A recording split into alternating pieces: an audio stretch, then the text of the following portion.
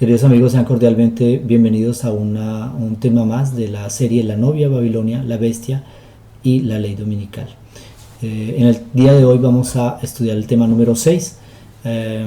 Vamos a ver las profecías de Daniel capítulo 11. Y en el tema anterior habíamos hablado acerca de los diferentes imperios. Habíamos hablado bastante sobre el imperio griego, representado por un leopardo de 4 cabezas, también representado por un cuerno notable y después seguido de 4 cuernos en las 4 direcciones de los vientos.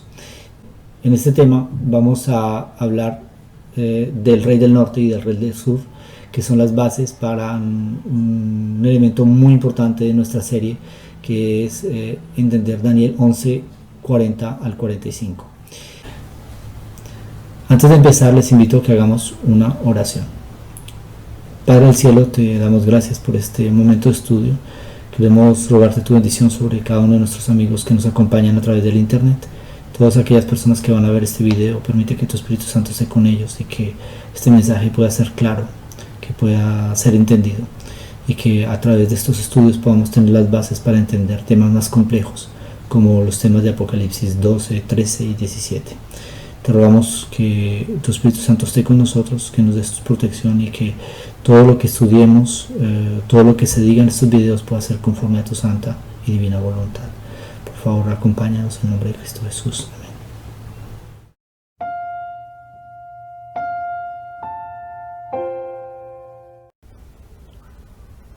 En la clase anterior estudiamos cómo Grecia está representada por un leopardo con 4 cabezas y habíamos explicado que esas 4 cabezas representan los 4 generales que tomaron el poder después de la muerte de Alejandro Magno. En el tema de hoy vamos a estudiar Daniel capítulo 11, que muestra otro paralelismo profético. Daniel capítulo 11 al inicio habla de la historia de los medos y los persas, pero inmediatamente en el versículo 3 y versículo 4 entra con el tema de los griegos. Y el versículo 3 dice: se levantará luego un rey valiente, el cual dominará con gran poder y hará su voluntad. También representado en otros pasajes como un cuerno notable. Este rey valiente no es otro que Alejandro Magno. Alejandro Magno fue un líder militar muy importante de su época. Estamos hablando del año 323 a.C. Y Alejandro Magno dominó sobre un vasto territorio. El mundo antiguo era prácticamente todo dominado por los griegos. Sus victorias fueron fulgurantes. Alejandro Magno obtuvo esas victorias debido a una formación intelectual muy profunda, pero también una formación militar muy estricta. Alejandro Magno era un gran jefe, pero dice el versículo 4, pero cuando se haya levantado su reino será quebrantado y repartido hacia los 4 vientos del cielo. El reino de Alejandro Magno fue efectivamente repartido hacia los 4 vientos del cielo, pero dice que cuando él se haya levantado, es decir, cuando llegue a tomar toda su fuerza, cuando llegue a la cumbre de su éxito, en ese momento es quebrantado. ¿Y cómo sucedió esto? La historia nos relata que Alejandro Magno había estado festejando a Bacos, o Dionisos, y en esa fiesta él toma una copa sacerdotal y la llena de vino y la toma de una. O sea, Alejandro Magno era un gran bebedor de vino. Y la historia dice que después de ese episodio rápidamente su salud se degradó. Entonces se cayó enfermo, después empezó a tener fiebre y finalmente murió. Pero antes de morir, Alejandro Magno fue interrogado por sus generales diciéndole, bueno, ¿quién va a tomar el trono? Ellos esperaban que Alejandro Magno designara a alguno de sus hijos como sucesor en el trono.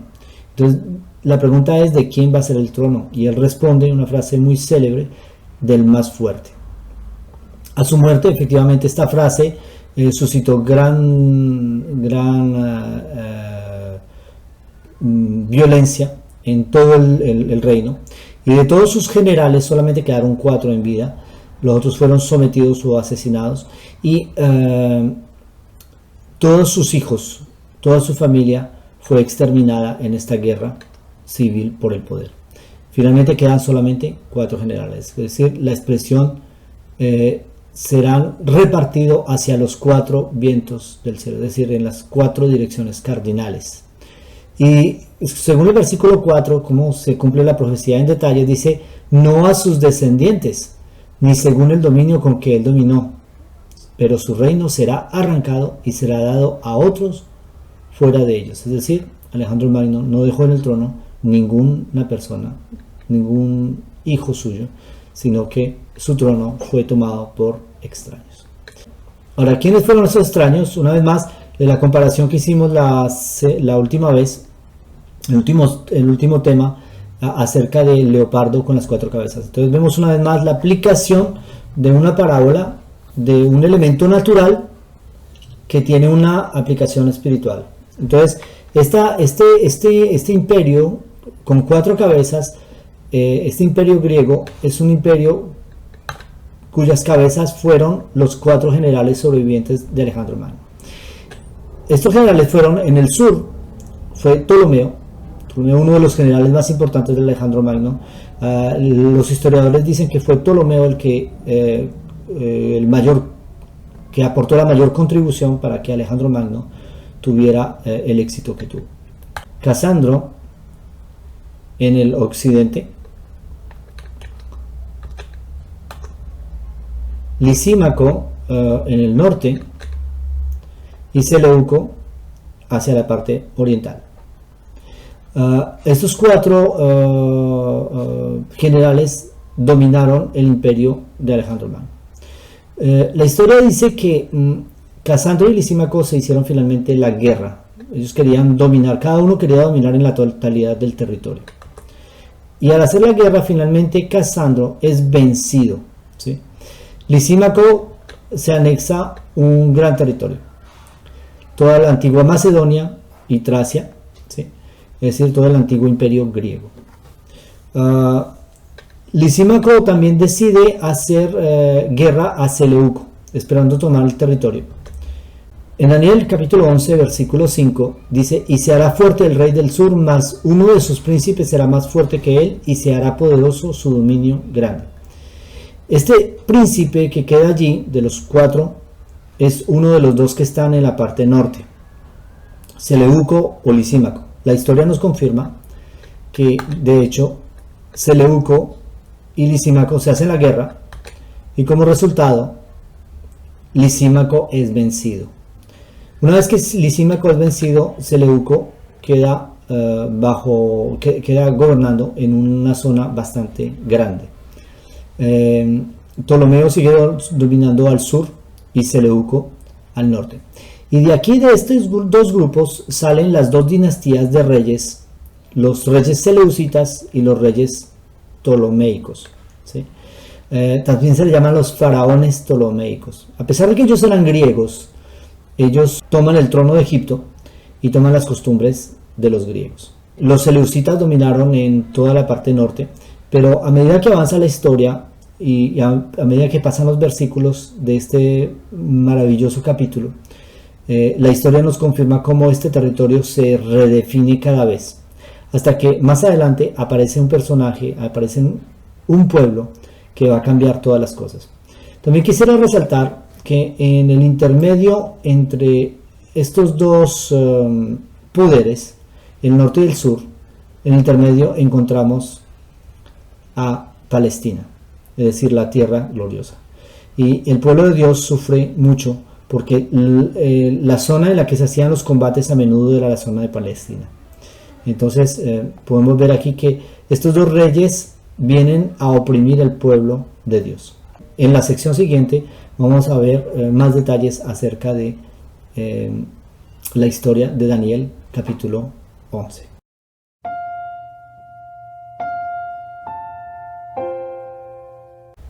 Bueno, hemos hecho un salto en el tiempo y hemos llegado al año 218 a.C.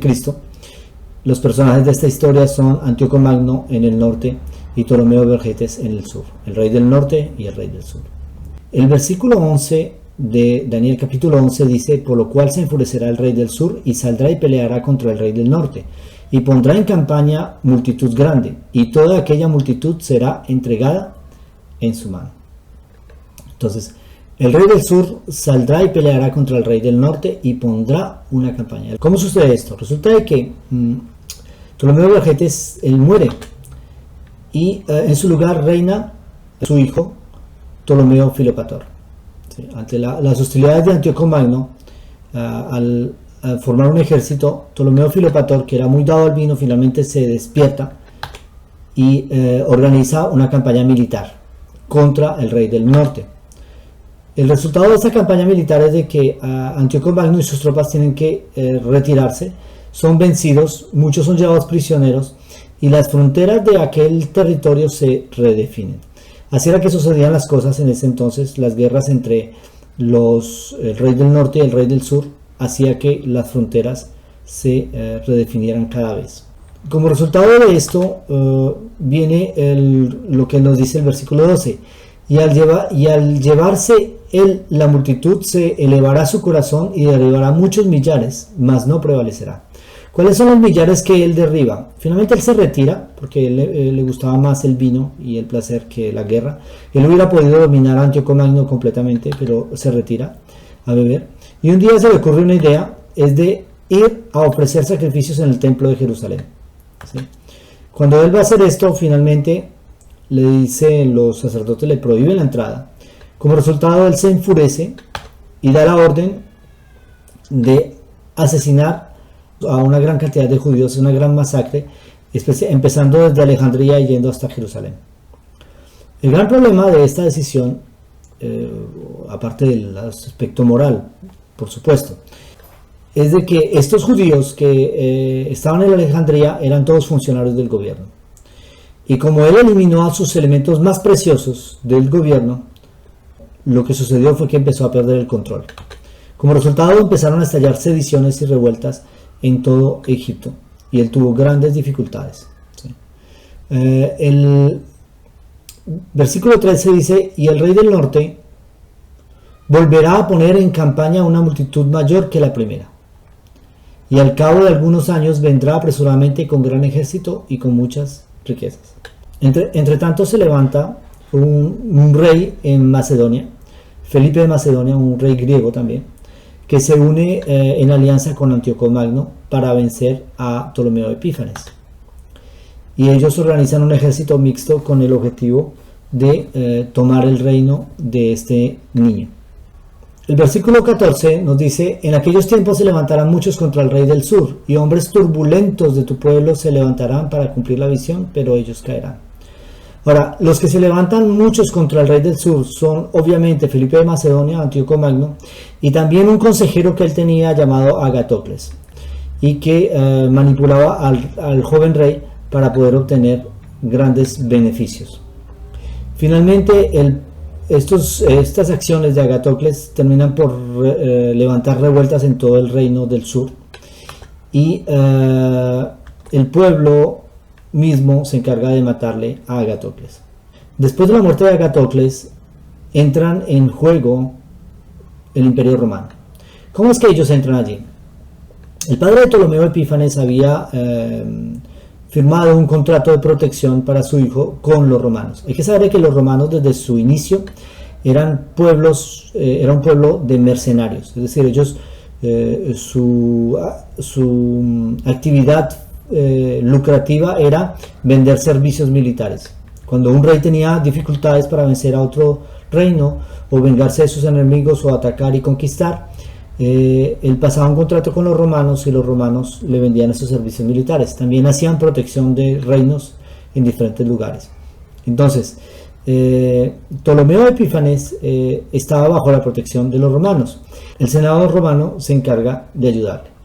Y para esto envían a un personaje muy importante. Él se llama Aristómenes. Aristómenes era un gran intelectual de la época, pero también un estratega militar muy conocido. Él fue el que aconsejó a Ptolomeo Epífanes para recuperar el reino. Pero la primera cosa es que los romanos intervienen en el reino del sur para poner orden y recuperar el control del imperio. Segunda acción que hace Aristómenes, él aconseja de que envíen un ejército egipcio guiados por un general muy conocido de la época, un general etíope llamado Escopas, ¿sí? Y el objetivo es que él haga frente a Antíoco Magno. El texto del versículo 15 dice: vendrá pues el rey del norte y levantará baluartes y tomará la ciudad fuerte, y las fuerzas del sur no podrán sostenerse, ni sus tropas escogidas, porque no habrá fuerzas para resistir.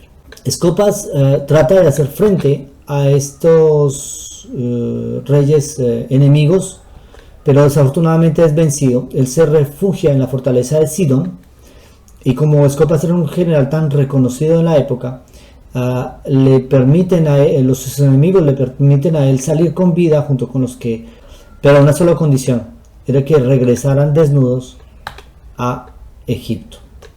Okay. Esa fue la forma en que Escopas fue humillado, ¿sí?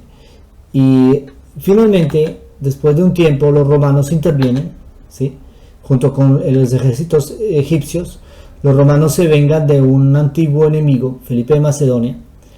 Las tropas egipcias vencen a las tropas de Antíoco Magno, ¿sí?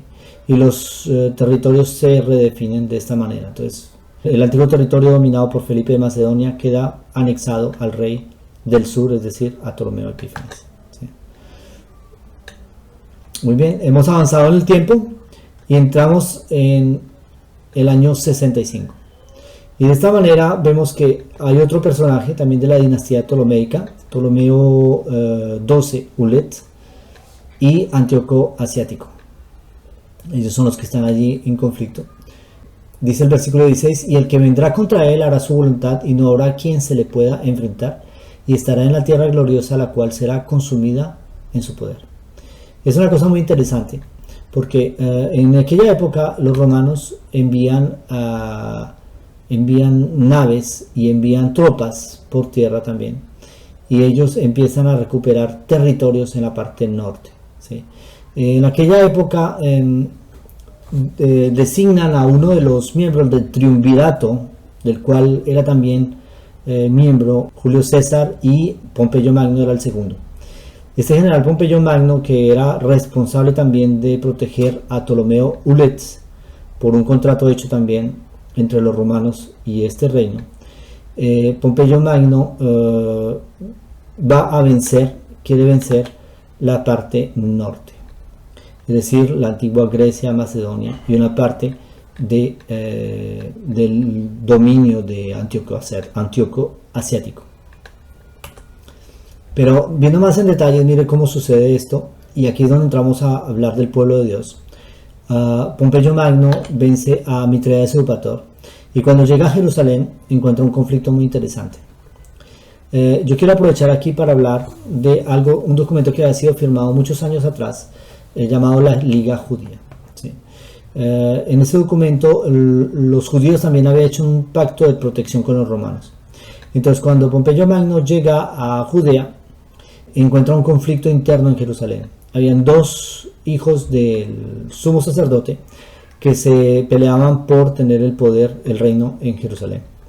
Estos eran Hircano y Aristóbulo. Cuando Pompeyo Magno ve esta situación, él tiene que ejercer el derecho romano para arreglar este conflicto. El objetivo de Pompeyo Magno era de hacer una campaña en Arabia.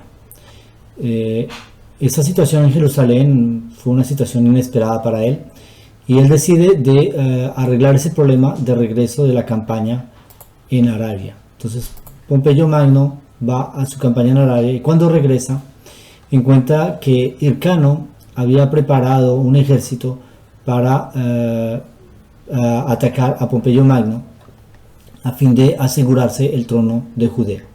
Hircano estaba convencido de que Pompeyo Magno no le iba a permitir tener el trono a él. Pero cuando ve acercarse a Pompeyo Magno, se arrepiente de su actitud y le propone hacer la paz, aceptando de someterse y dándole una grande suma de dinero. Pompeyo Magno envía un lugarteniente a Jerusalén para recuperar el dinero, pero cuando llegan a Jerusalén encuentran las puertas de la ciudad cerradas, y desde el muro le gritan que el pacto no es ratificado por la ciudad. Como Pompeyo Magno no quería ser engañado de esta manera, él avanza contra Jerusalén, somete a Jerusalén. Los partidarios de Aristóbulo querían abrir las puertas de la ciudad. Los partidarios de Hircano rechazaban, pero como eran menos, finalmente son vencidos, las puertas se abren, Pompeyo Magno entra en la ciudad y los partidarios de Hircano se refugian en la fortaleza del templo. Y allí las tropas de Pompeyo Magno hacen un sitio durante 3 meses, ¿sí? Y finalmente después de 3 meses logran abrir una brecha suficiente para hacer el ataque y masacran a todos los partidarios de Hircano en el templo mismo. Dicen los historiadores que los sacerdotes estaban haciendo el sacrificio mientras estaba la guerra alrededor, y finalmente su sangre se mezclaba con los sacrificios. De esa manera los partidarios de Hircano fueron vencidos. Judea quedó bajo el dominio romano y a partir de allí fue anexada, una parte de las provincias de Judea fueron anexadas a otras zonas del Imperio Romano y muchos judíos fueron deportados. El gobierno de Jerusalén quedó asegurado por el Imperio Romano, y desde entonces, desde el año 63 a.C., Roma domina en Judea, es decir, en el pueblo de Dios. Eso es lo que dice el pasaje: y el que vendrá contra él hará su voluntad y no habrá quien se le pueda enfrentar, y estará en la tierra gloriosa. La tierra gloriosa en profecía se refiere aquí, en este punto de la historia, se refiere a Judea. La tierra gloriosa, la cual será consumida en su poder. Bueno, vamos a parar aquí por el video de hoy. En el siguiente video vamos a hablar más en detalle acerca de la forma en que los romanos toman el control del mundo antiguo y cómo este conflicto entre el rey del norte y el rey del sur sigue.